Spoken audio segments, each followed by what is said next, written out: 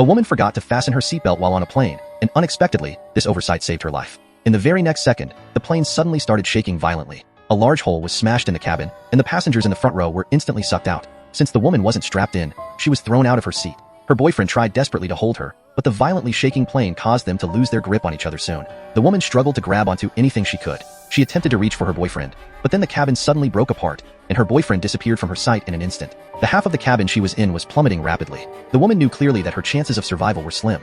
However, instead of giving up, she fought with all her might to get back to her seat and fasten the seatbelt. Fortunately, after the plane landed, the woman actually survived. After struggling out of the cabin, she suddenly heard the sound of a helicopter. She shouted for help at the top of her voice, but unfortunately, the distance was too great, and the people in the helicopter couldn't hear her. Watching the helicopter fly away, the woman fell into despair. But she didn't choose to give up. Instead, she returned to the cabin to check if there was anything useful to her. At this moment, she suddenly saw a terrifying sight.